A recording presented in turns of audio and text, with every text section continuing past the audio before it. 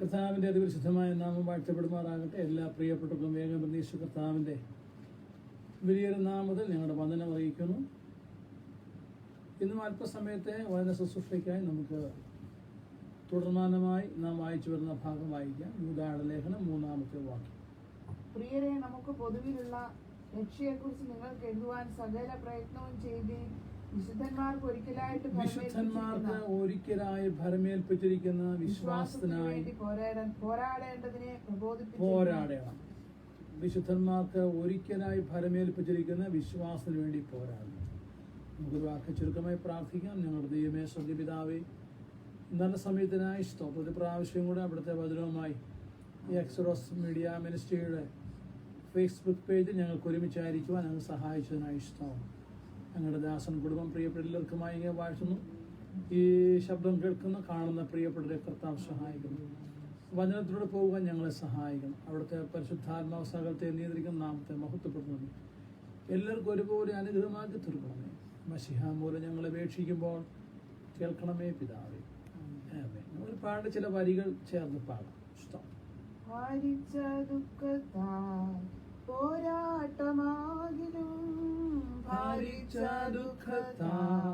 പോരാട്ടമാകിലും നേരോടെ ജീവിച്ചു ആറുതൽ പേടും ഞാൻ. നേരോടെ ജീവിച്ചു ആറുതൽ പേടും ഞാൻ.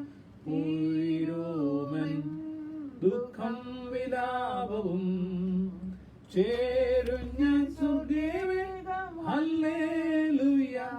ഓ തീരുമേൻ ദുഃഖം വിലാപവും ചേരും ഞാൻ സ്വർഗ്ഗവേഗം. ഹല്ലേലൂയ. കഷ്ടതയാകിലും നഷ്ടങ്ങൾ വന്നാലും കഷ്ടതയാകിലും നഷ്ടങ്ങൾ വന്നാലും വിട്ടാലും തുഷ്ടിയായി ജീവിക്കും. ഇഷ്ടന്മാർ വിട്ടാലും ദുഷ്ടിയായി ജീവിക്കും. തീരുമൻ ദുഃഖം വിലാപവും ചേരുഞ്ഞ സ്വർഗ്ഗവേഗം. ഹല്ലേലൂയ. തീരുമൻ ദുഃഖം വിലാപവും ചേരുഞ്ഞ സ്വർഗ്ഗവേഗം. ഹല്ലേലൂയ. ബോട്ടിൽ ഞാൻ കയറിയിടും പാട്ടോടെ യാത്രയ്ക്കായി. ബോട്ടിൽ ഞാൻ കയറിയിടും പാട്ടോടെ യാത്രയ്ക്കായി. കോട്ടമില്ലാതുള്ള വീട്ടിൽ ഞാൻ എത്തിയിടും. കോട്ടമില്ലാതുള്ള വീട്ടിൽ ഞാൻ എത്തിയിടും. തീരുമൻ ദുഃഖം വിലാപവും ചേരും ഞാൻ സ്വർഗ്ഗവേഗം. ഹല്ലേലൂയ. തീരുമൻ ദുഃഖം വിലാപവും ചേരും ഞാൻ സ്വർഗ്ഗവേഗം. ഹല്ലേലൂയ. ഭാരിച്ച ദുഃഖത്താ പോരാട്ടമാകിലും ഭാരിച്ച ദുഃഖത്താ പോരാട്ടമാകിലും നേരോടെ ജീവിച്ചു ആറുതൽ പേടും ഞാൻ. നേരോടെ ജീവിച്ചു ആറുതൽ പേടും ഞാൻ. തീരുമൻ ദുഃഖം വിലാപവും ചേരുഞ്ഞ സ്വർഗ്ഗവേഗം. ഹല്ലേലൂയ. ഓ തീരുമൻ ദുഃഖം വിലാപവും ചേരുഞ്ഞ സ്വർഗ്ഗവേഗം. ഹല്ലേലൂയ. Praise the Lord. ഭാരിച്ച ദുഃഖത്താൽ പോരാട്ടം, വിശ്വാസത്തിന് വേണ്ടി പോരാടണമെന്ന് അപ്പോസ്തലൻ നമ്മോട് ബോധിപ്പിക്കുമ്പോൾ ദൈവത്തിന്റെ പരിശുദ്ധാത്മാവ് ഉത്തേജിപ്പിച്ച പ്രിയപ്പെട്ടവർ ഗാനങ്ങൾ എഴുതിയപ്പോഴും അതേ വാചകങ്ങളോട് തന്നെ എഴുതുവാണ്ടപ്പോഴിടയായിട്ടുണ്ട്. നമുക്കൊരു പ്രത്യേക കാര്യത്തിലേക്ക് പോകാം. നാം വായിച്ച ഭാഗം പോരാടുക എന്നുള്ളതാണ്. വിശ്വാസത്തിന് വേണ്ടി നമ്മുടെ വാഴ്ത്തപ്പെട്ട കർത്താവ് ഭൂമിയിലായിരുന്ന സമയത്ത് കർത്താവിനെ ചോദ്യം ചെയ്യുവാൻ, കർത്താവിനെ വാക്കിൽ പിടിക്കുവാനൊക്കെ ഒത്തിരി പേര് പരിശ്രമിച്ചു.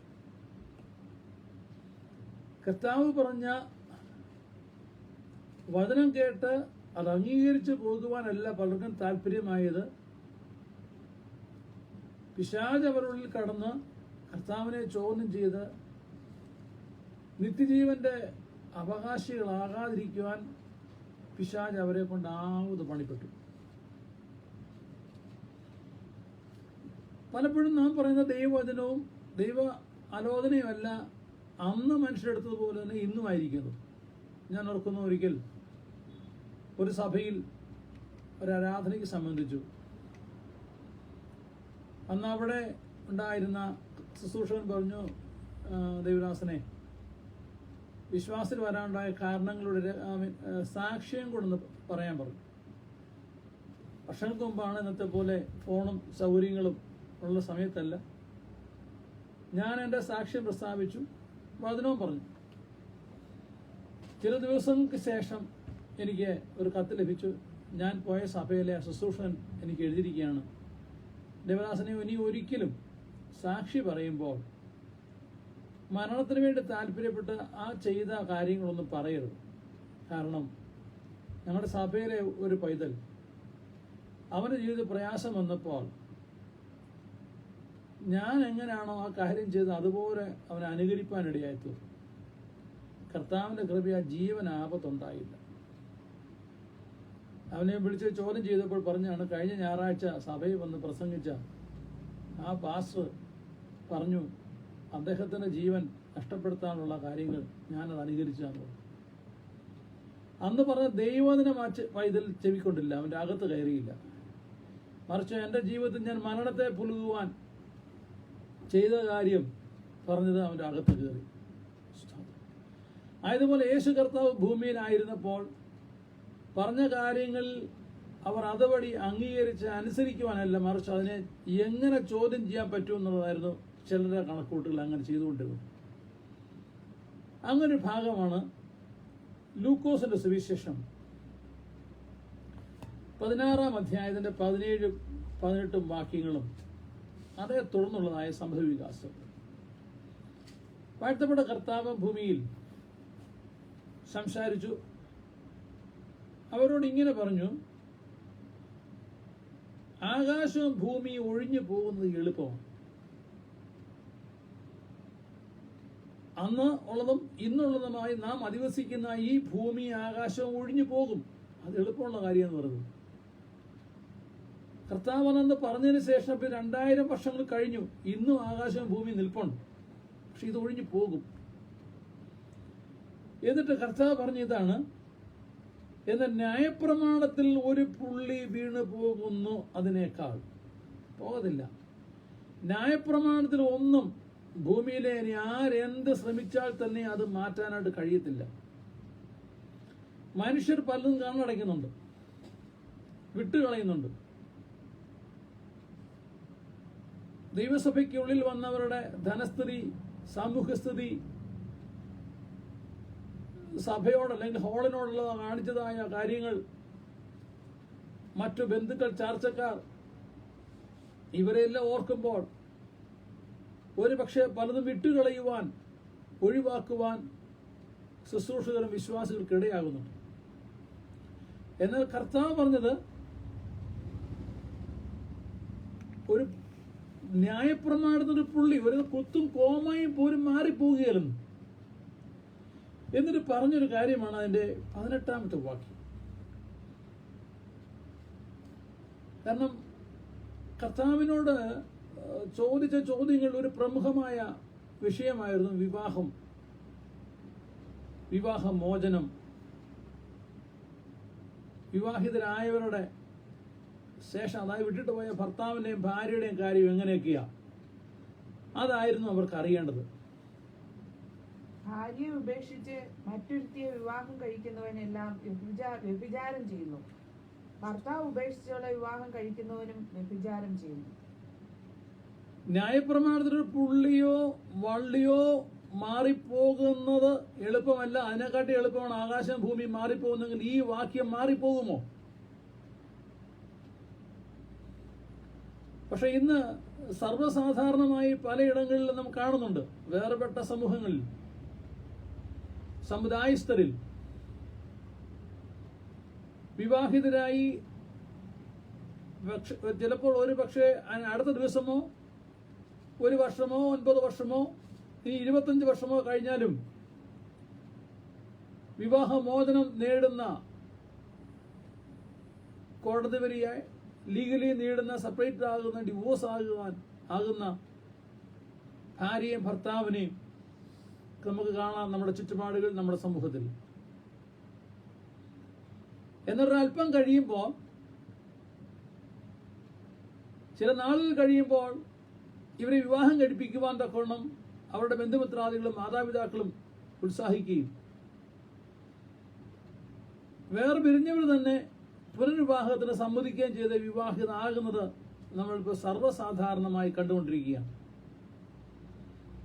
അതിനവർ പറയുന്ന ഒത്തിരിയേറെ ഉപാധികളുണ്ട്. പെൺകുട്ടി വലിയ പ്രായമൊന്നുമായില്ല, അതിനൊരു ജീവിതം ഉണ്ടായോ? ആ പുരുഷന് വലിയ പ്രായമൊന്നുമായില്ല, അവനൊരു ജീവിതം ഉണ്ടായോ? അതിപ്പം ഭാര്യയുടെ കുഴപ്പം കൊണ്ടല്ലല്ലോ, എന്റെ മകളുടെ കുഴപ്പം കൊണ്ടല്ലല്ലോ സംഭവിച്ചത്.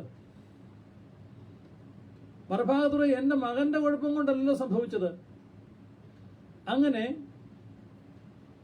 അവർ അന്യോന്യം ആശ്വസിപ്പിച്ച് പുനർവിവാഹത്തിന് തയ്യാറാകുന്നവരെ നമുക്ക് കാണാം. മുൻകാലങ്ങളിൽ വേർപെട്ട സമൂഹങ്ങളിൽ സ്നേഹവിവാഹവും ഭാര്യാഭർത്താക്കന്മാർ ഉപേക്ഷിക്കപ്പെടുന്നതായ, വേർപെട്ടുന്നതായ കാര്യങ്ങൾ തുലോം കുറവായിരുന്നു. എന്നാൽ ഈ വർത്തമാനകാലത്ത് വേർപെട്ട സമൂഹങ്ങളിൽ അതിന് വ്യത്യാസമൊന്നുമില്ല. IPC എന്നോ AG എന്നോ ചർച്ച് ഓഫ് ഗോഡ് എന്നോ ഷാരോൺ എന്നോ സ്വതന്ത്രമെന്നോ ഒന്നുമില്ല, ഏർപ്പാടുകാരൊന്നുമില്ല. എല്ലാ പ്രസ്ഥാനങ്ങളിലും ഇത് സംഭവിച്ചുകൊണ്ടിരിക്കുക. അങ്ങനെ ഭാര്യയെ ഉപേക്ഷിച്ച് വന്ന് പിന്നെ പുനർവിവാഹം കഴിച്ചവർ അവർ കൂടി വരുന്നത് കൂട്ടത്തിന്റെ സെക്രട്ടറി ആകുന്നു, ഖജാൻജിയാകുന്നു, വൈസ് പ്രസിഡന്റ് ആകുന്നു, ശുശ്രൂഷകനാകുന്നു, സെൻട്രൽ പാസ്റ്റർ ആകുന്നു, പ്രസ്ബിറ്റർ, ഡിസ്ട്രിക്ട് പാസ്റ്റർ, പ്രസിഡന്റ് എന്നിത്യാദി കാര്യങ്ങളിലെല്ലാം വിരാജിക്കുകയാണ്. എന്നാൽ തിരുവചനം പറയുന്നു, ഭാര്യയെ ഉപേക്ഷിച്ച് മറ്റൊരുത്തി വിവാഹം കഴിക്കുന്നവനെല്ലാം വ്യഭിചാരം ചെയ്യുന്നു. എബ്രായ ലേഖനത്തിൽ നാം ഇങ്ങനെ വായിക്കുന്നത്, വിവാഹം എല്ലാവർക്കും മാന്യവും അവരുടെ കിടക്ക വിശുദ്ധമായിരിക്കട്ടെ, എന്നാൽ ദുർനടപ്പുകാരെയും വ്യഭിചാരികളെയും ദൈവം ന്യായം വിധിക്കും. അത് സമൂഹമോ സമുദായമോ ഉൾപ്പെട്ടു നിൽക്കുന്ന സംഘടനകളോ അല്ല ന്യായം വിധിക്കുന്നത്. ഇന്ന് കോടതികൾ, ലോകത്തുള്ള കോടതികളെല്ലാം പുരുഷന്മാർ തമ്മിലും സ്ത്രീകൾ തമ്മിലുള്ള വിവാഹത്തെ അംഗീകരിച്ചു കഴിഞ്ഞു. പല പള്ളികളിലും അങ്ങനെയുള്ളവരെ കൊണ്ട് കല്യാണം കഴിപ്പിക്കുന്നു. അങ്ങനെ പുരുഷനും സ്ത്രീയുമായി ബന്ധമുള്ളവർ പള്ളികളിൽ പുരോഹിതന്മാരും പുരോഹിതകളുമായി മാറുന്നു. മേൽപ്പെട്ട സ്ഥാനത്തേക്ക് അവർ എത്തിച്ചേരുന്നു. എന്നിട്ട് ഇവരെല്ലാം അന്യോന്യം ആശ്വസിപ്പിക്കുകയാണ്. വേർപെട്ട സമൂഹങ്ങളിൽ ഇത് തന്നെ സംഭവിക്കുന്നു. അവർ അന്യോന്യം ആശ്വസിപ്പിക്കുകയാണ്. എന്നിട്ട് കർത്താവ് അവരോട് പറഞ്ഞാണ്, ഇതാണ് കാര്യം. ഇപ്പോൾ തന്നെ ഇവർക്ക് മറ്റൊരു സംശയം ഉണ്ടായിരുന്നു. അത് കർത്താവിനോട് അവർ പരസ്യമായി ചോദിച്ചു. ഇവിടെ ഈ കാര്യത്തിൽ വന്നില്ല, പരസ്യമായി ചോദിച്ചൊരു കാര്യമാണ്. ഞങ്ങളുടെ നാട്ടിൽ ഒരു മനുഷ്യനുണ്ടായിരുന്നു. ആ വീട്ടില് 1-ലധികം സഹോദരന്മാരാണ് ഉണ്ടായിരുന്നത്, 7 സഹോദരന്മാർ. അതിൽ മൂത്തൊരാൾ പോയി വിവാഹം കഴിച്ചു. മത്തായിയുടെ സുവിശേഷം 22-ാം അധ്യായത്തിന്റെ 23 വാക്യങ്ങളിലാണ് നമ്മളത് കാണുന്നത്. നമുക്ക് നോക്കാം. പുനരുത്ഥാനമില്ല എന്ന് പറയുന്ന സദൂക്യരും അന്ന് അവന്റെ അടുക്കൽ വന്നു.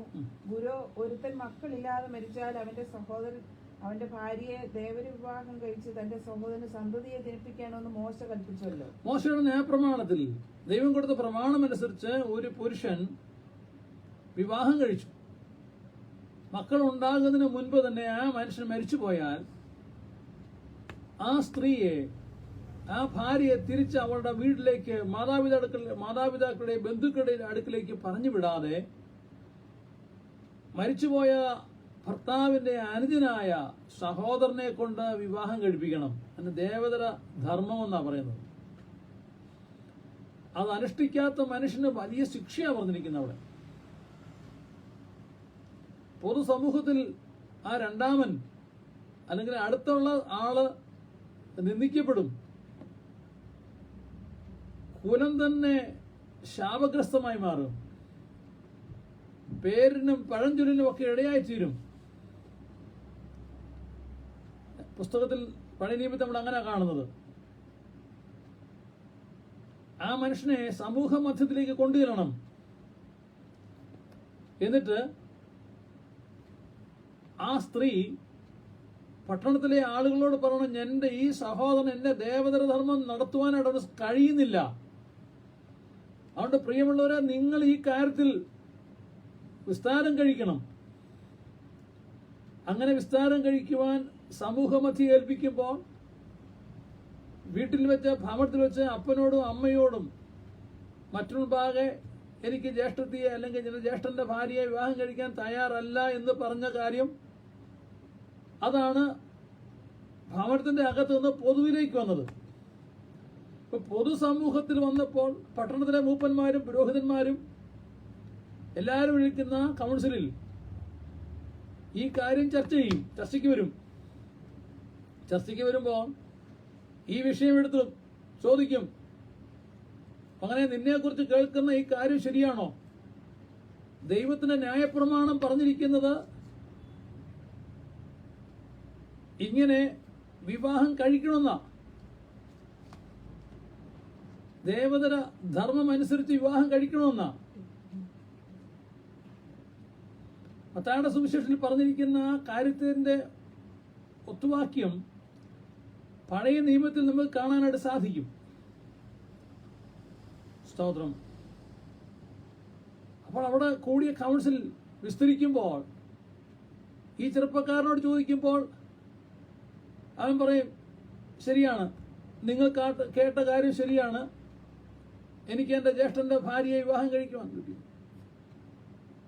എൻ്റെ ജ്യേഷ്ഠന്റെ ഭാര്യ വിവാഹം കഴിക്കുവാൻ എനിക്ക് തയ്യാറല്ല എന്ന് പറഞ്ഞാൽ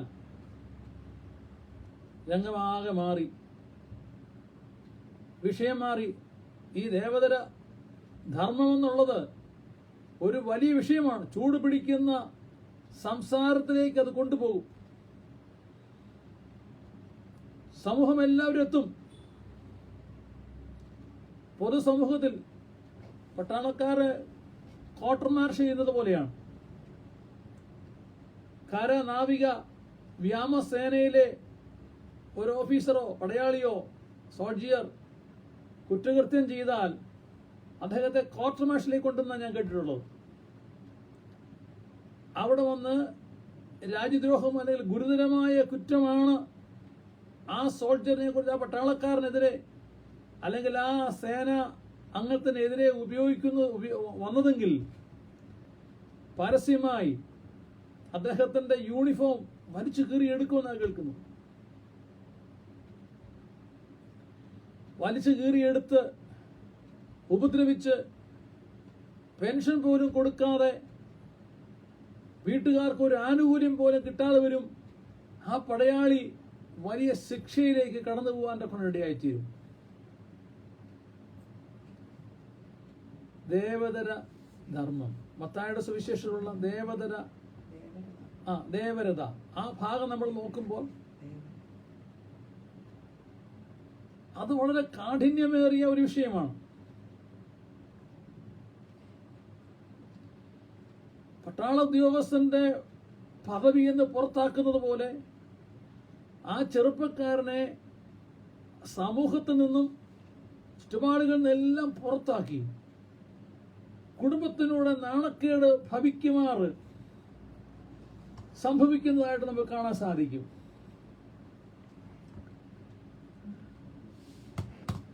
മത്തായിയുടെ സുവിശേഷം 22-ാം അധ്യായത്തിന്റെ ആ വാക്യം നമുക്ക് വായിക്കാം. ഒരുത്തൻ മക്കളില്ലാതെ മരിച്ചാൽ അവന്റെ സഹോദരൻ അവന്റെ ഭാര്യയെ ദേവര വിവാഹം കഴിച്ചു തന്റെ സഹോദരന്റെ സന്തതിയെ മത്തായിയുടെ സുവിശേഷം 22-ാം അധ്യായം 22-ാം അധ്യായം 24-ാമത്തെ വാക്യം. അവന്റെ ഭാര്യയെ ദേവര വിവാഹം കഴിച്ച് തന്റെ സഹോദരന്റെ സന്തതിയെ ജനിപ്പിക്കണമെന്ന് മോശ കൽപ്പിച്ചുവല്ലോ. അപ്പം പഴയ നിയമത്തില് ഉള്ളതായ ആ വിഷയം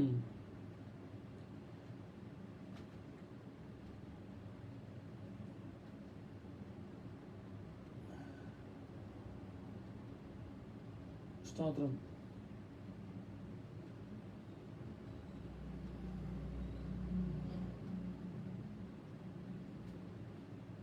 ആവർത്തന പുസ്തകം 25-ാം അധ്യായം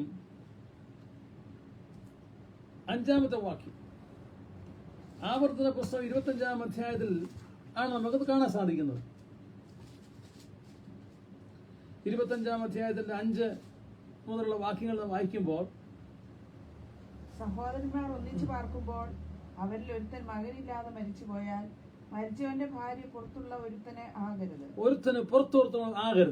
ഭർത്താവിന്റെ സഹോദരൻ അവളുടെ അടുക്കൽ ചെന്ന് അവളെ ഭാര്യയായി പരിഗ്രഹിച്ച് അവളോട് ദേവരധർമ്മം നിവർത്തിക്കണം. സ്തോത്രം. എന്നിട്ടോ മരിച്ചുപോയ സഹോദരന്റെ പേര് ഇസ്രായേലിൽ മാഞ്ഞു പോകാതിരിക്കേണ്ടതിനെ അവൾ പ്രസവിക്കുന്ന ആദ്യജാതനെ അവന്റെ പേർക്ക് കണക്ക് കൂട്ടണം.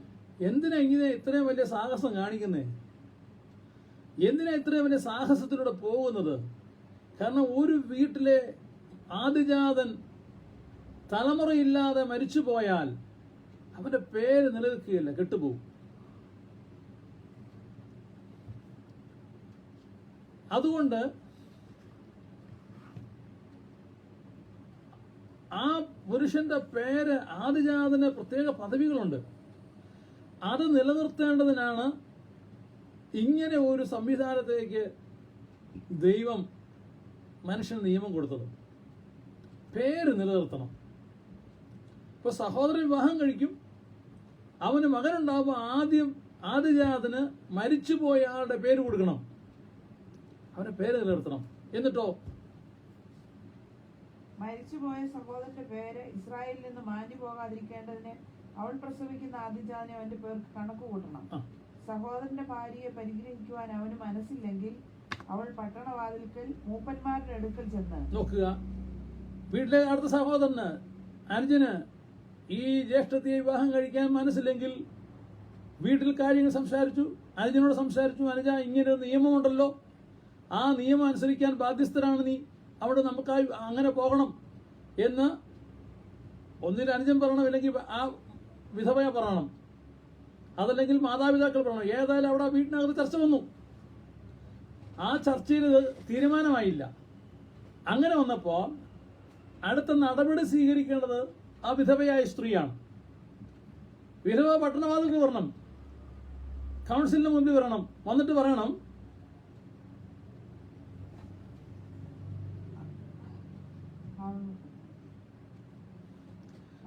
പട്ടണത്തിലെ മൂപ്പന്മാർ അവനെ വിളിപ്പിച്ച് പട്ടണവാതിൽക്ക് വന്ന് അവൾ പട്ടണവാതിൽക്ക് മൂപ്പന്മാരുടെ അടുക്കൽ ചെന്ന് എന്റെ ദേവരന് തന്റെ സഹോദരന്റെ പേര് ഇസ്രായേലിൽ നിലനിർത്തുവാൻ ഇഷ്ടമില്ല, എന്നോട് ദേവരധർമ്മം നിവർത്തിക്കുവാൻ അവന് മനസ്സില്ല എന്ന് പറയണം. അപ്പോൾ അവന്റെ പട്ടണത്തിലെ മൂപ്പന്മാർ അവനെ വിളിപ്പിച്ച് അവനോട് സംസാരിക്കണം. എന്നാൽ ഇവളെ പരിഗ്രഹിക്കുവാൻ എനിക്ക് മനസ്സില്ല എന്ന് അവൻ ഖണ്ഡിച്ചു പറഞ്ഞാൽ സ്തോത്രം. വീണ്ടും ഒരു അവസരം കൂടെ കൊടുക്കുക, കൗൺസിലിംഗ്. മൂപ്പന്മാർ വിളിച്ചു പറയാണ്, കുഞ്ഞെ മോനെ, ഇങ്ങനെയാണ് പ്രമാണം, അവിടെ ഒരു ജ്യേഷ്ഠന്റെ പേര് നിലനിർത്തണം, നീ അതുകൊണ്ട് ഈ വിധവയെ വിവാഹം കഴിക്കണം പറഞ്ഞാൽ അവന് തീർത്തും പറയണം, എനിക്ക് സൗകര്യമില്ല, എന്നെ കൊണ്ട് പറ്റുക. നമ്മൾ ഖണ്ഡിതമായി പറഞ്ഞാൽ പട്ടണത്തിലെ അവൻ ഖണ്ഡിതമായി പറഞ്ഞാൽ അവന്റെ സഹോദരന്റെ ഭാര്യ മൂപ്പന്മാർ കാണെ അവന്റെ അടുക്കൽ ചെന്ന് അവന്റെ കാലിന് ചെരുപ്പഴിച്ച് അവന്റെ മുഖത്ത് തുപ്പി സഹോദരന്റെ വീട് പണിയാത്ത പുരുഷനോട് ഇങ്ങനെ ചെയ്യുമെന്ന് പ്രത്യുത്തരം പറയണം. ചെരുപ്പഴിഞ്ഞവന്റെ കുടുംബം എന്ന് ഇസ്രായേലിൽ അവന്റെ കുടുംബത്തിന് പേര് പറയും. നോക്കി, എന്റെ ഭീകരത മനസ്സിലായോ? അങ്ങനെ വന്നു കഴിഞ്ഞാൽ പിന്നെ ചെയ്യുന്നത് മൂപ്പന്മാരുടെ മുമ്പാകെ അവർ ഖണ്ഡിതമായി പറഞ്ഞു, പറ്റുകയില്ല, തീർത്തു പറഞ്ഞു കഴിഞ്ഞാൽ ആ സ്ത്രീ മുന്നോട്ട് വന്ന് അവന്റെ മുഖത്ത് തുപ്പണം, അവന്റെ കാലിൽ കിടക്കുന്ന ചെരുപ്പഴിച്ച് അവൻ മേടിക്കണം. അങ്ങനെ അടിച്ചു കഴിയുമ്പോൾ ആ ആളിന്റെ പേര്, വീട്ടും പേര് നല്ല മനോഹരമായ പേരുകളായിരിക്കാം. പക്ഷെ പിന്നത്തെ കേൾക്കുന്ന പേര് ചെരുപ്പഴിഞ്ഞവന്റെ വീട്, ചെരുപ്പഴിഞ്ഞവന്റെ വീട്. അപ്പൊ വിവാഹത്തെക്കുറിച്ചും വിവാഹ ബന്ധത്തിന്റെ പവിത്രതയെക്കുറിച്ചും വിവാഹ ജീവിതത്തെക്കുറിച്ചും സന്താന പരമ്പരകളെക്കുറിച്ചും വളരെ ശക്തമായ ദൈവിക ആലോചനയാണ് വിശുദ്ധ വേദപുസ്തകത്തിലുള്ളത്. എന്നാൽ നമ്മുടെ കേരളത്തിൽ മുൻകാലങ്ങളിൽ ഇങ്ങനെ മക്കൾക്ക്, മാതാപിതാക്കൾക്ക് വലിയ പ്രാധാന്യമൊന്നും ഉണ്ടായിരുന്നില്ല. ചില ജാതികളിൽ അപ്പനെന്ന് വിളിക്കുവാൻ ചിലരെ മാത്രമേ അനുവദിച്ചുള്ളൂ. അടുത്തത് ആരെയും മക്കളെന്ന് വിളിക്കുവാൻ തക്കണ അനുവാദം ലഭിച്ചിരുന്നില്ല മുൻകാലങ്ങളിൽ നമ്മുടെ കേരളത്തിൽ. എന്നാൽ അതിനെല്ലാം ഇന്ന് വ്യത്യാസം വന്നത് സാമൂഹിക ആചാര്യന്മാരുടെ നേട്ടവും അവരുടെ പ്രസംഗം കൊണ്ടല്ല, വിശുദ്ധ വേദപുസ്തകം പറഞ്ഞിരിക്കുന്ന ധർമ്മം പൊതു സമൂഹത്തിൽ വന്നതുകൊണ്ടാണ്. സ്തോത്രം. നാം വീണ്ടും വായിക്കുമ്പോൾ ആവർത്തന പുസ്തകം 25-ാം അധ്യായത്തിന്റെ 5 മുതലുള്ള വാക്യങ്ങളാണ് നമുക്ക് കാണുന്നത്. വീണ്ടും നമുക്ക് വായിക്കാൻ പ്രാധാന്യം മനസ്സിലാക്കാം. കർത്താവ് പറഞ്ഞു, ഈ പുസ്തകത്തിലൊരു വള്ളിയെങ്കിലും പുള്ളിയെങ്കിലും മാറിപ്പോകുന്നതിനേക്കാൾ നല്ലത് എളുപ്പം ആകാശം ഭൂമി മാറിപ്പോകുന്നതാ. നോക്കൂ, അങ്ങനെയെങ്കിൽ ഈ പറഞ്ഞിരിക്കുന്നത് എങ്ങനെ മാറിപ്പോകും? ഓക്കെ. സഹോദരന്മാർ ഒന്നിച്ചു പാർക്കുമ്പോൾ അവരിൽ ഒരുത്തൻ മകനില്ലാതെ മരിച്ചുപോയാൽ മരിച്ചവന്റെ ഭാര്യ പുറത്തുള്ള ഒരുത്തനാകരുത്. പുറത്തു പോകരുത്. പിന്നെ ഭർത്താവിന്റെ സഹോദരൻ അവളുടെ അടുക്കൽ ചെന്ന് അവളെ ഭാര്യയായി പരിഗ്രഹിച്ച് അവളോട് ദേവരധർമ്മം നിവർത്തിക്കണം. പിന്നെ മരിച്ചുപോയ സഹോദരന്റെ പേര് ഇസ്രായേലിൽ മാഞ്ഞു പോകാതിരിക്കേണ്ടതിന് അവൾ പ്രസവിക്കുന്ന ആദ്യജാതനെ അവന്റെ പേർക്ക് കണക്ക് കൂട്ടണം. സഹോദരന്റെ ഭാര്യയെ പരിഗ്രഹിക്കുവാൻ അവന് മനസ്സില്ലെങ്കിൽ അവൾ പട്ടണവാതിൽക്കൽ മൂപ്പന്മാരുടെ അടുക്കൽ ചെന്ന്, എന്റെ ദേവരനെ തന്റെ സഹോദരന്റെ പേര് ഇസ്രായേലിൽ നിലനിർത്തുവാൻ ഇഷ്ടമില്ല, എന്നോട് ദേവരധർമ്മം നിവർത്തിക്കുവാൻ അവന് മനസ്സില്ല എന്ന് പറയണം. അപ്പോൾ അവന്റെ പട്ടണത്തിലെ മൂപ്പന്മാർ അവനെ വിളിപ്പിച്ച് അവനോട് സംസാരിക്കണം. എന്നാൽ ഇവളെ പരിഗ്രഹിക്കുവാൻ എനിക്ക് മനസ്സില്ല എന്ന് അവൻ ഖണ്ഡിച്ചു പറഞ്ഞാൽ അവന്റെ സഹോദരന്റെ ഭാര്യ മൂപ്പന്മാർ കാണുക അവന്റെ അടുക്കൽ ചെന്ന് അവന്റെ കാലിൽ നിന്ന് ചെരുപ്പഴിച്ച് അവന്റെ മുഖത്ത് തുപ്പി. ഒന്നാമത് കാലിൽ നിന്ന് ചെരുപ്പഴിക്കും, അടുത്തത് മുഖത്ത് തുപ്പും, എന്നിട്ട് വിളിച്ചു പറയും, സഹോദരന്റെ വീട് പണിയാത്ത പുരുഷൻ. അതാണ് സഹോദരന്റെ വീട് പണിയാത്ത പുരുഷനോട് ഇങ്ങനെ ചെയ്യുമെന്ന് പ്രത്യുത്തരം പറയണം. ഇതിനകത്ത് മറ്റൊരു ധർമ്മം കൂടെ പ്രിയമുള്ളവരെ. സഹോദരിമാരുടെ വീട് പണിയുവാൻ, ജീവനോടെ ഉള്ളവരുടെ ആയാലും മരിച്ചുപോയവരായാലും പണിയുവാൻ ഒരു കൈ സഹായം എല്ലാ സഹോദരന്മാരും ചെയ്യേണ്ടതാണ്. ഒരു സഹോദരന് സാമ്പത്തികമായ സൗകര്യങ്ങളും കാര്യങ്ങളും ഉള്ളപ്പോൾ അടുത്ത സഹോദരന്, മൂത്തയാൾക്കോ ഇളയാൾക്കോ സഹോദരിക്കോ കഴിവില്ല എങ്കിൽ അവരെ സഹായിക്കേണ്ടത് സഹോദരന്റെ സഹോദരിയുടെ ധർമ്മമാണ്, കർമ്മമാണ്. ഇപ്പോൾ ആരും മുഖത്തടിക്കുകയോ സഹോദരന്റെ വീട് പണിതില്ലെന്നോ ഒക്കെ പറയുന്നില്ല. എങ്കിലും ഇതിനൊരു മറുവശമുണ്ട്. അത് ചെയ്യുവാൻ നാം ബാധ്യസ്ഥരാണ്. ഇവിടെ പറഞ്ഞ പ്രത്യേക വാദനം, സഹോദരന്റെ വീട് പണിയാത്ത പുരുഷനോട് ഇങ്ങനെ ചെയ്യുമെന്ന്. സഹോദരന്റെ വീട് പണിയാത്ത പുരുഷനോട് ഇങ്ങനെ ചെയ്യും. ഇതാ ചെയ്തത്. മുഖത്ത് തുപ്പി കാലിൽ നിന്ന് ചെരുപ്പ് ഊരിക്കഴിഞ്ഞു. അതുകൊണ്ട് ആ ആളിന്റെ വീട്ടുപേര് മാറി.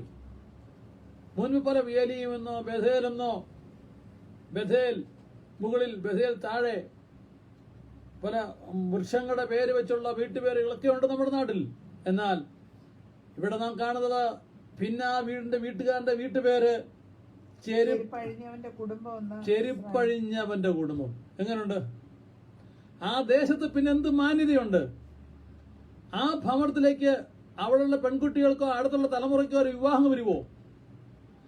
അവരുമായി ഒരു നല്ല ബന്ധമുണ്ടാവുമോ? ചുറ്റുപാടുകൾ ഒരുമാതിരി ഊരുവിലക്ക് പോലെയാകും. പൊതുവെ അവനെ എവിടെ കണ്ടാലും പറയും, ആ അതേ വരുന്നു ചെരിപ്പഴിഞ്ഞവന്റെ വീട്. ചെരിപ്പഴിഞ്ഞവന്റെ വീട്ടിലെ മകൻ, അവിടുത്തെ അപ്പൻ, അവിടുത്തെ അമ്മ. ഈ ഖ്യാതി ഒരിക്കലും മാറിപ്പോവുകയില്ല. എന്ന് പേരാകും. സ്തോത്രം. എന്നിട്ടോ അങ്ങനെ ഒരു സംവിധാനം, ഒരു സംഭവം കർത്താവ് ഭൂമിയിൽ വെച്ചിട്ടുണ്ട്. അതുകൊണ്ട് ഇവിടെ ഇതാ പുതിയ നിയമത്തിൽ നാം മത്തായിയുടെ സുവിശേഷം 22 അധ്യായത്തിന്റെ 24 മുതൽ, ഗുരു ഒരുത്തൻ മക്കളില്ലാതെ മരിച്ചാൽ അവന്റെ സഹോദരൻ അവന്റെ ഭാര്യയെ ദേവരവിവാഹം കഴിച്ച് തന്റെ സഹോദരന് സന്തതിയെ ജനിപ്പിക്കണമെന്ന് മോശ കൽപ്പിച്ചുവല്ലോ. നൂറ്റാണ്ടുകൾക്ക് മുമ്പുള്ളത് ഇപ്പോഴും നിലനിൽക്കുക. കർത്താവ് വന്നപ്പോൾ കർത്താവിനോട് ചോദിക്കുകയാണ്. ആ ചോദ്യത്തിൽ കർത്താവിന്റെ മറുപടി വന്ന് മോശയുടെ ന്യായപ്രമാണം ഇങ്ങനെ ഉണ്ടല്ലോ. എന്നിട്ടോ, എന്നാൽ ഞങ്ങളുടെ ഇടയിൽ 7 സഹോദരന്മാരുണ്ടായിരുന്നു. അവരിൽ ഒന്നാമത്തവൻ വിവാഹം ചെയ്ത ശേഷം മരിച്ചു. സന്തതി ഇല്ലായകയാൽ തന്റെ ഭാര്യയെ സഹോദരന് വിട്ടയച്ചു. രണ്ടാമത്തവനും മൂന്നാമത്തവനും 7-ാമത്തവൻ വരെയും അങ്ങനെ തന്നെ. എന്തൊരു ഇതായെന്നറിഞ്ഞില്ല, എന്തുകൊണ്ട് അങ്ങനെ സംഭവിച്ചെന്നറിയില്ല. ഒന്നൊഴിയാതെ സകലരും മരിക്കുക. 7 പേരും മരിച്ചു. എന്നാൽ അവർ പ്രമാണം പാലിച്ചവരാ. മൂത്തയാള് മരിച്ചപ്പോൾ അടുത്തയാൾ ആ സ്ത്രീയെ വിവാഹം കഴിച്ചു.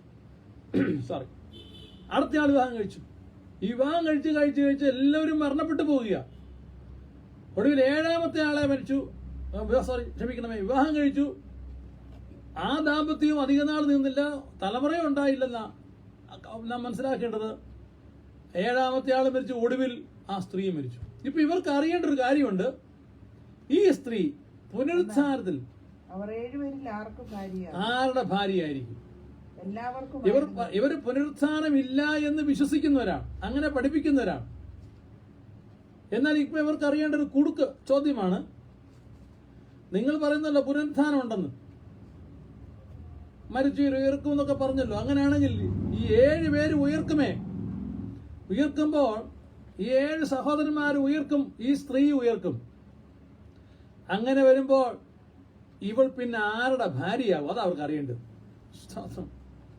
ഞാൻ നേരത്തെ പറഞ്ഞ പോലെ ഈ എളിയവൻ പറഞ്ഞ വചനങ്ങളൊന്നും ആ ചെറുപ്പക്കാരൻ കേട്ടില്ല.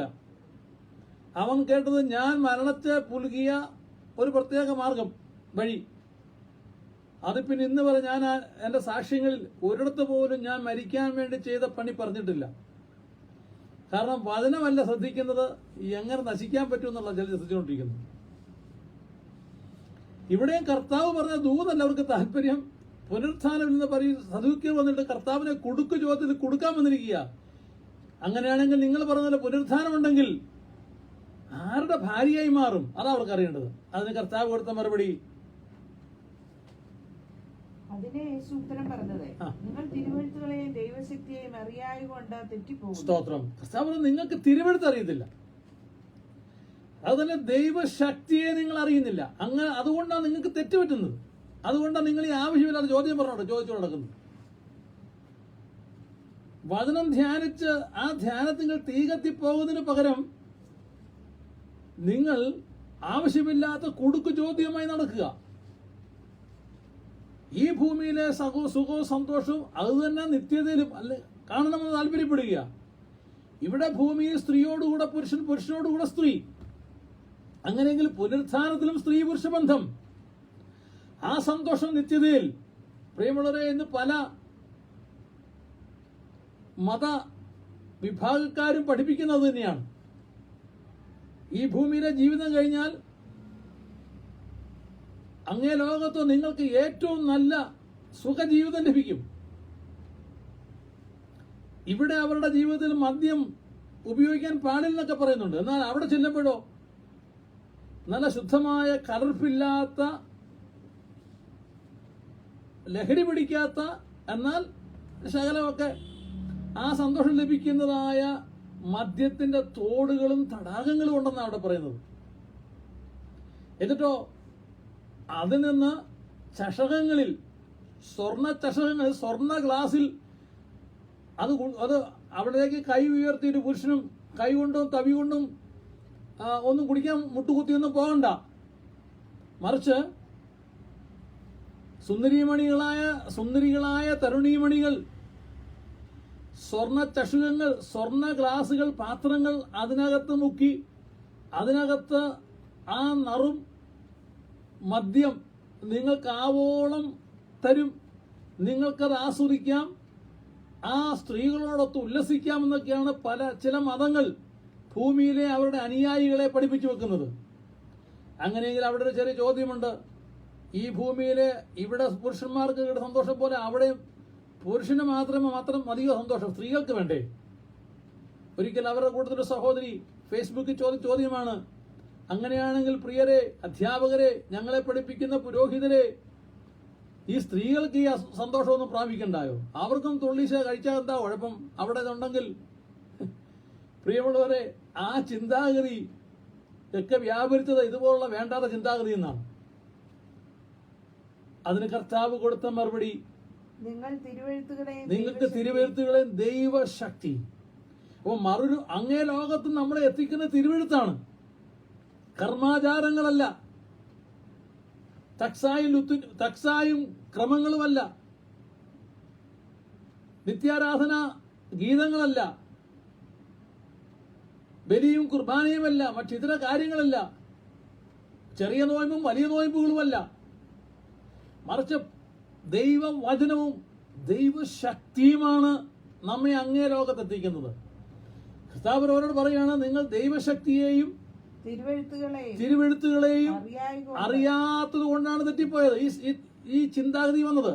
എന്നാൽ അത്രയും പറഞ്ഞവരെ കളിയാക്കിയല്ല, പറഞ്ഞപ്പോഴത്തേക്ക് അവർക്ക് കളിയാക്കപ്പെട്ടോ എന്ന് വേണമെങ്കിൽ ചിന്താഗതി വരാം. എന്നാൽ കർത്താവ് അവരെ കളിയാക്കി വിടുകയല്ല, അവരോട് ഉള്ള കാര്യം പറഞ്ഞതാ. എന്നിട്ട് പറയുകയാണ് മറുപടി, അവർ വിവാഹം കഴിക്കുന്നില്ല, സ്തോത്രം, വിവാഹത്തിന് കൊടുക്കപ്പെടുന്നത്. പുനരുത്ഥാനം നടക്കുമ്പോൾ എന്തില്ല? സ്ത്രീകളെ വിവാഹത്തിന് കൊടുക്കുന്നില്ല, പുരുഷന്മാർ വിവാഹം കഴിക്കുന്നതുമില്ല. പുനരുത്ഥാനം പ്രാപിക്കുന്ന ഏതൊരു മനുഷ്യാത്മാവും, സ്ത്രീയുടെയും പുരുഷന്റെയും ആത്മാവ് നിത്യതയിൽ ചെല്ലുമ്പോൾ അവർക്ക് അവിടെ വിവാഹമില്ല. ഏതൊരു വിവാഹ ജീവിതം എന്നുള്ളത് ഭൂമിയിൽ മാത്രം വെച്ചിരിക്കുന്ന ഒരു സംവിധാനം മാത്രമാണ്, ഒരു എസ്റ്റാബ്ലിഷ്മെന്റ്. വിവാഹ ജീവിതം നിത്യതയിൽ പരലോകത്ത് വിശുദ്ധ വേദപുസ്തകം പറഞ്ഞിരിക്കുന്ന അനുഭവത്തിൽ ദൈവത്തിന്റെ വചനം പറയുന്നു, പരലോകത്ത് വിവാഹമില്ല, അവിടെ അവർ വിവാഹം കഴിക്കുന്നില്ല. പിന്നെ എന്തായി മാറും? സ്വർഗത്തിലെ ദൂതന്മാരെ പോലെ എത്രയാകുന്നു. സ്തോത്രം. പിന്നത്തിൽ ആരായിത്തീരും? സ്വർഗദൂത തുല്യന്മാരാകും. ഞങ്ങളെ ശ്രദ്ധിക്കുന്ന പ്രിയമുള്ളവരെ, കർത്താവിന്റെ വരവെങ്കിൽ എടുക്കപ്പെട്ടാൽ, അതല്ല കർത്താവിന്റെ വരവെങ്കിലാണ് നമ്മുടെ മരണമെങ്കിൽ, ഒന്നാമത്തെ പുനരുത്ഥാനിൽ പങ്ക് ഓഹരി ഉള്ളവൻ ഭാഗ്യവാൻ. അവൻ രണ്ടാമത്തെ മരണത്തിൽ പങ്കില്ല. അങ്ങനെ ഒന്നാമത്തെ മരണത്തിൽ പങ്കുള്ളവനായി പുനരുത്ഥാനം പ്രാപിക്കുന്ന ഏതൊരാളും, ഈ വചനം സംസാരിക്കുന്ന ഞാനും, എന്നോടൊപ്പമായിരിക്കുന്ന വചനം പറഞ്ഞത് എൻ്റെ ഭാര്യ സൂസനും, എൻ്റെ മാന്യ കേൾവിക്കാരും കാഴ്ചക്കാരും, കർത്താവിന്റെ വരവെങ്കിൽ എടുക്കപ്പെട്ടാൽ, സ്തോത്രം, നിത്യതയെ ചെന്നു കഴിഞ്ഞാൽ പിന്നെ അവിടെ നമുക്ക് വിവാഹമില്ല. പിന്നെയോ നാം ഓരോരുത്തരും ദൈവദൂത തുല്യരായി മാറും. സ്തോത്രം. ചുക്കിച്ചൊളിവെല്ലാം മാറി, കഷണ്ടി മാറി, നര മാറി, ബലഹീനത മാറി. സ്തോത്രം. ഹല്ലേലൂയ. ഇന്ന് സ്വർഗത്തിലെ ദൂതന്മാർ എങ്ങനെ ആയിരിക്കുന്നുവോ അങ്ങനെ നാം ഈ ഭൂമിയിലുള്ള നാം ഓരോരുത്തരും അങ്ങനെയാകും, നിത്യത ചെല്ലുന്നവർ. എല്ലാവരുടെയും കാര്യമല്ലത്. എല്ലാവർക്കും ഒരു ഉയർത്തെഴുന്നേൽപ്പുണ്ട്. എന്നാൽ ചിലർ നിത്യജീവനായും ചിലർ നിത്യനാശത്തിനായി ഉയർത്തെഴുന്നേൽക്കും. ഈ ഭൂമിയിൽ ജനിച്ചു മരിച്ച് അടക്കപ്പെട്ടവർ, കർത്താവിന്റെ വരവെങ്കിൽ എടുക്കപ്പെടുന്നവർ, എല്ലാവരും നാം വെളിപ്പാട് പുസ്തകം അങ്ങനെ കാണുന്നത്. ആബാലവൃദ്ധം ജനം, ആദം തുടങ്ങി ഈ ന്യായാസനത്തിന് മുമ്പാകെ നിൽക്കുന്ന ദിവസം വരെ ഈ ഭൂമിയിൽ വന്നു ജനിച്ച് മരിച്ച് അടക്കപ്പെട്ട, അല്ലെങ്കിൽ മരിച്ചു കഴിഞ്ഞ ഏതൊരു മനുഷ്യാത്മാവും, സകല ഭൂവാസികളും ആബാലവൃദ്ധം ദൈവത്തിന് ന്യായാസനം ഭാഗം നിൽക്കേണ്ടി വരും. ശേഷമാണ് നാം ആയിത്തീരുന്നത് ദൂത തുല്യന്മാരായി മാറും. സ്വർഗത്തിലെ ദൂതന്മാർ തുല്യന്മാരായി മാറും. അതാരാകുന്നേ? കർത്താവിന് വേണ്ടി വിശുദ്ധമായ ഒരു ജീവിതം നയിക്കുന്നവർ. എന്നാൽ അപ്പൊ ഇങ്ങനെ ഒരു ചിന്തകളുമായിട്ടാണ് ഇവർ നടക്കുന്നത്. അതിന് കർത്താവ് മറുപടി പറഞ്ഞു. എന്നിട്ട് ഇവരുടെ ഉള്ളിൽ പിന്നെ ചിന്ത ബാക്കിയുണ്ട്, ബാലൻസ് ഉണ്ട്. ആ ചിന്ത അവർ ചോദിക്കുന്നില്ലെങ്കിലും കർത്താവ് അവരോട് മറ്റു ഭാഗത്ത് ചോദിക്കുന്നു. മത്തായി സുവിശേഷം നമ്മൾ കാണുന്നുണ്ട്, മറുഭാഗത്ത് നമ്മൾ കാണുന്നത് ഇപ്പൊ ഈ മോശ പറഞ്ഞതുപോലെ തന്നെ പറഞ്ഞല്ലോ എന്ന് പറഞ്ഞ് കർത്താവിന്റെ അടുക്കലേക്ക് പിന്നെ വരുന്നുണ്ട്.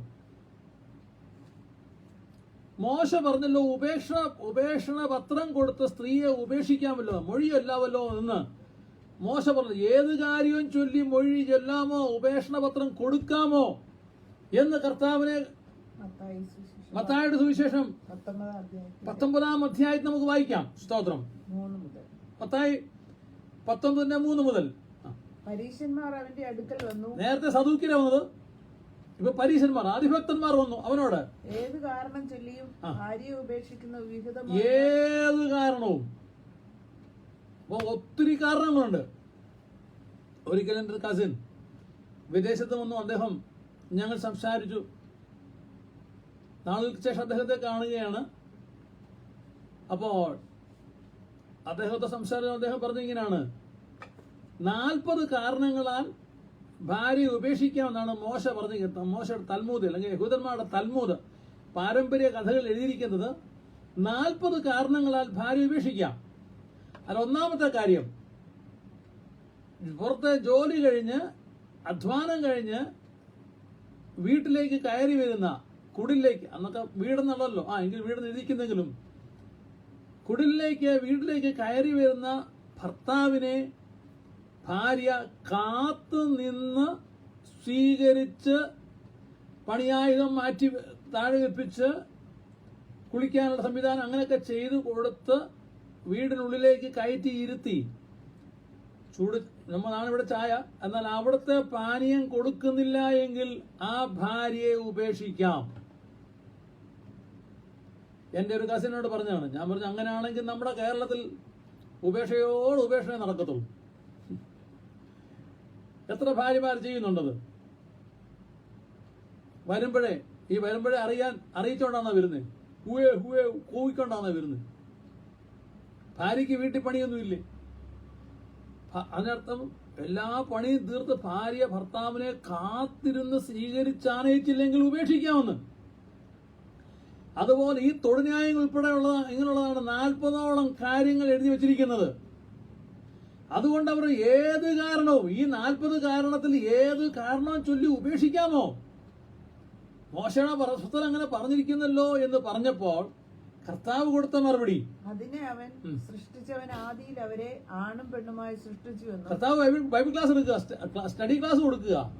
സൃഷ്ടിച്ചവൻ അവരെ ആണും പെണ്ണുമായി സൃഷ്ടിച്ചു. ഉൽപ്പത്തി പുസ്തകം 1-ാം അധ്യായത്തിൽ 2-ാം അധ്യായത്തിൽ വളരെ വ്യക്തവും ശക്തവുമായി എഴുതിയിരിക്കുന്ന ദൂത് യേശു പറയുകയാണ്, സൃഷ്ടിച്ചവൻ ആണും പെണ്ണുമായി സൃഷ്ടിച്ചു.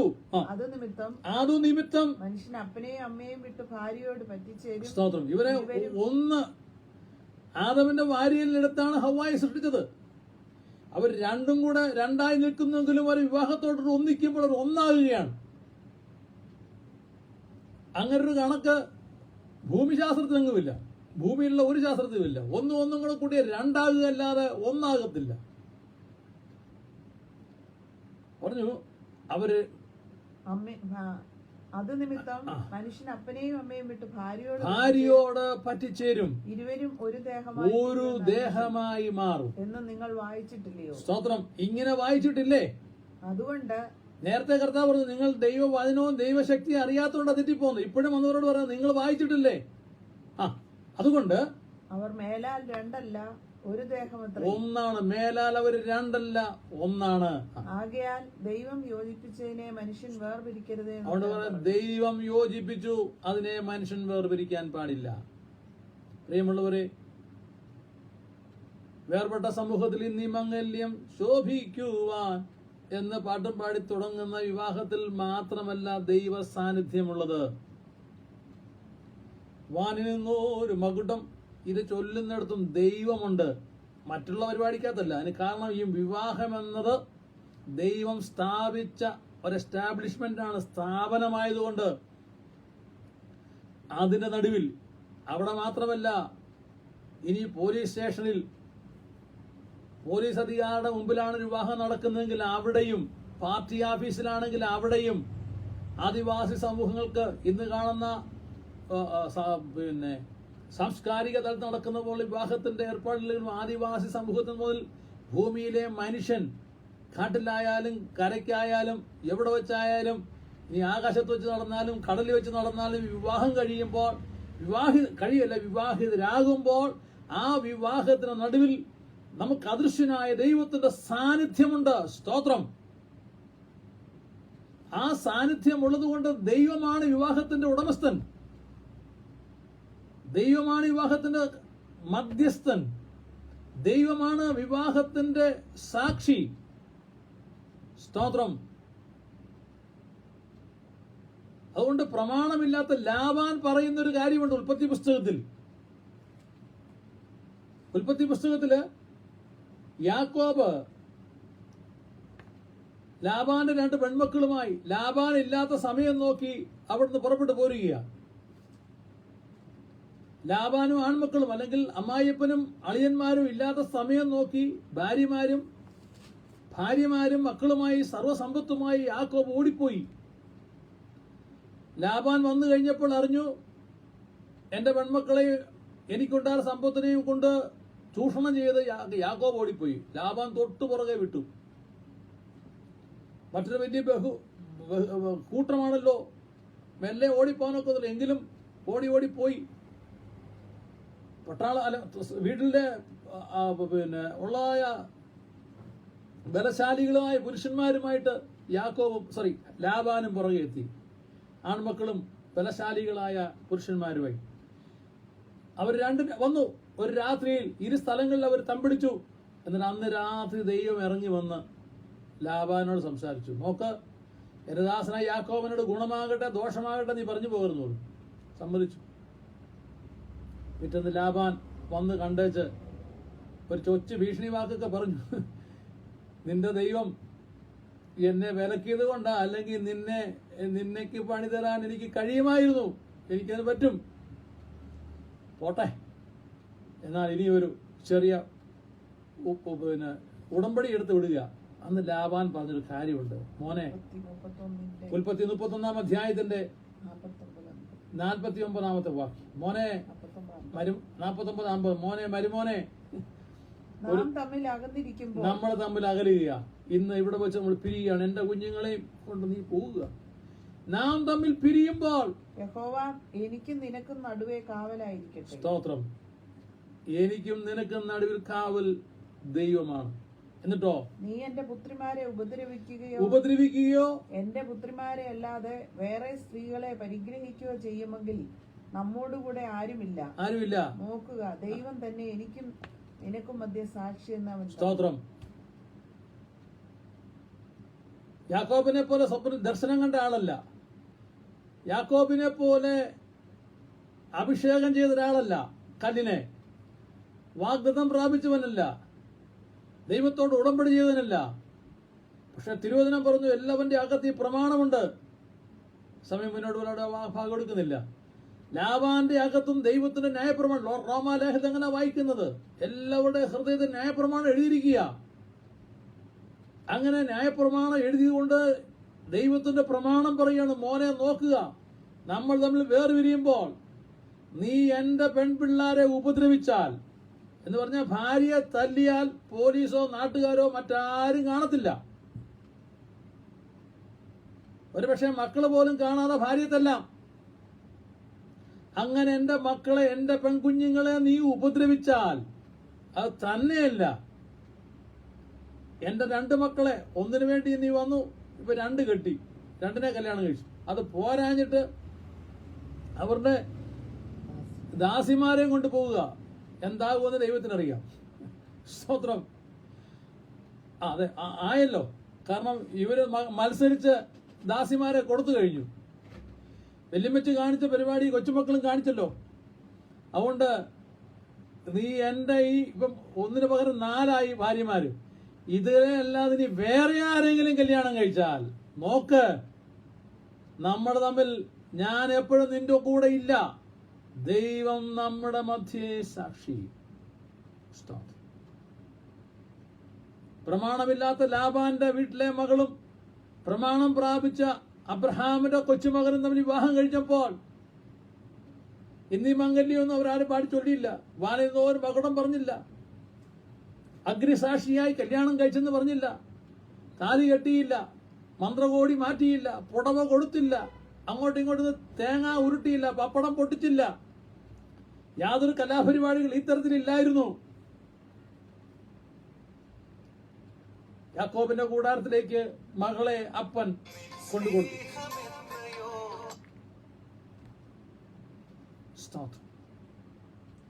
ദൈവം സാക്ഷി. അതുകൊണ്ട് കർത്താവ് ചോദിക്കുകയാണ്, ഏത് കാര്യം ചൊല്ലി ഉപേക്ഷിക്കാമോ? അതിന് കർത്താവ് പറഞ്ഞ ആദ്യം അങ്ങനല്ലായിരുന്നു. എന്നിട്ട് കർത്താവ് പിന്നെ അവർക്ക് വീണ്ടും ഒരു ക്ലാസ് എടുക്കുക. ആ ക്ലാസ്സിൽ പറഞ്ഞാണ്, അതുകൊണ്ട് മനുഷ്യൻ അപ്പനെയും അമ്മയും വിട്ട് ഭാര്യയോട് പറ്റിച്ചേരും, അവർ ഇരുവരും ഒരു ദേഹമായി തീരും. അവളെ പത്താണ്ട് സുവിശേഷം. എന്നാൽ ഉപേക്ഷണപത്രം കൊടുത്തിട്ട് അവളെ ഉപേക്ഷിപ്പാൻ മോശ കൽപ്പിച്ചത് എന്തേന്ന് ചോദിച്ചു. ഇങ്ങനെയാണ് പറഞ്ഞ ഉടനെ അവര് ചോദിച്ചു, അങ്ങനെയാണ് പിന്നെ ഉപേക്ഷണ പത്രം കൊടുത്ത ഉപേക്ഷിക്കാതെ പറഞ്ഞ എന്തിനാ പറഞ്ഞ മോശ? അവനവരോട് നിങ്ങളുടെ ഹൃദയകാഠിന്യം നിമിത്തം അത്രേ ഭാര്യമാരെ ഉപേക്ഷിപ്പാൻ മോശ അനുവദിച്ചത്. നിങ്ങളുടെ ഹൃദയകാഠിന്യം. മോശയെ നിലത്ത് നിർത്തിയില്ല. മോശയോട് പറയാവുന്ന മുഴുവൻ പറഞ്ഞു. അച്ചായാന്ന് വിളിച്ചിട്ട് അച്ചായ, അങ്കിളേന്ന് വിളിച്ചാൽ അങ്കിളേന്ന് വിളിച്ചു. അപ്പച്ചാന്നുള്ള അപ്പച്ചാ വിളിച്ചു പറഞ്ഞു. ഇവിടെ കൂടെ ജീവിക്കാനൊക്കത്തില്ല. അവർ തന്നെ എഴുതിക്കൊണ്ടുവന്ന പ്രമാണമുണ്ട്, 40ഓളം പ്രമാണം. ഇതിനകത്ത് ഒട്ടുമുക്കാൽ ഇവള് ലംഘിച്ചു. ഇങ്ങനെയുള്ള ഇവളോടുകൂടെ എങ്ങനെ പാർക്കും? സ്ത്രീധനം കൂടെ എന്താണോ ഇവര് പറഞ്ഞ അവർക്ക് അവരുടെ ഹൃദയം കഠിനമായ സ്ത്രീകളോട്. അതുകൊണ്ടാണ് പുതിയ വായിക്കുന്നത്, നിന്റെ ഭാര്യയോട് നീ കയ്പായിരിക്കരുത് പറഞ്ഞത്. കയ്പായിരിക്കരുത്. ഹൃദയത്തിൽ കയ്പ് വന്നു, കഠിനമായി തീർന്നു. അതുകൊണ്ട് ഭാര്യയെ ഉപേക്ഷിക്കാൻ അവർ തീരുമാനിച്ചു. ഇനി മോശ പറഞ്ഞാലും പറഞ്ഞില്ലേലും കളയാൻ തീരുമാനിച്ചു. അങ്ങനെ വന്നപ്പോഴത്തേക്ക് മോശ എന്നാ പിന്നെ അങ്ങനെ ആട്ടെന്ന് പറഞ്ഞു.